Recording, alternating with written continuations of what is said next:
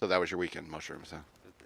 That's until it gets too cold for 90% of the mushrooms I hunt to grow.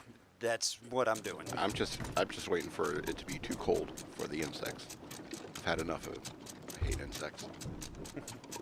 I mean, I would be the kind of guy who could live very well in a moon colony or a Martian colony, and I would be talking trash to the people that are also in that colony, saying, "I miss sunrises and sunset. I miss breathing the air and smelling the flowers and stuff like that."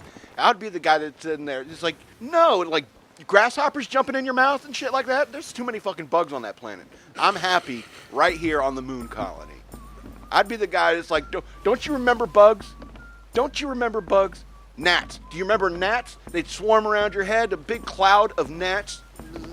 Yeah, you go back to Earth. Oh, it's so great on Earth. You know what? We can make that arrangement for you right now. You're going to send me to the moon. No, we're just going to put you in a bubble. You be bubble boy. No, I don't want to do that.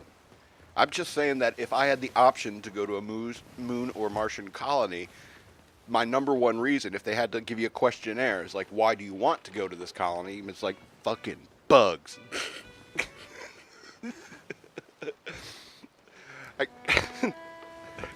Until you catch that strain of Martian influenza. I wouldn't mind. We got no antibodies for this. What are we gonna do? You're gonna die of diarrhea. Well, so does a third of the human population on Earth, and I'm not gonna die with bugs. Exactly. Your body would keep so much better on the moon and Mars. Potentially. Well, if exposed to the moon, and probably better on Mars than on the moon. I would like to be the first person buried on the moon or Mars. I would consider that like a lifetime achievement. How would that be a lifetime achievement? Because Wouldn't that be a death time achievement? No, it's like he refused to leave the Mars colony because he's like, I'm not going back to Earth. I don't care what's going on with the polar shift here on Mars and the tremors. I don't mind. You know, the alien species that's about to break through that door. I don't care. I'd rather live here than go back and face the bugs. And they're like, they're bug-like aliens. It's like, I don't mind. They're not buzzing in my ear. And so they, you know, I'm like the leader, and they have to like shoot me, and so they have to bury me. They feel we owe them a burial at least. There's a scene where my friend, who agreed with the mutiny, knew I was crazy and needed to be put down. You know, but he's still like, we need to give him a proper burial. He was a Christian. He placated you until the bug overlords broke through. Then he shot you from behind, shot you in the back of the head. And so then we bow down. Now here's the leader. Go bury him. Yeah, and it'd be like a factoid that some nerd in a classroom is like, there's only one person that's ever been buried in outer space on an exoplanet, and that was the Madman. He's also a writer and a podcaster. His books are available on Amazon.com still.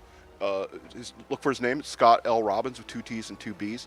And so he's the only person that's ever been buried off-world. It was a Christian service, you know.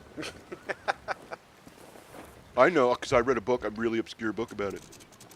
Fair enough. Maybe that'll happen one day. Maybe. You have to dream small.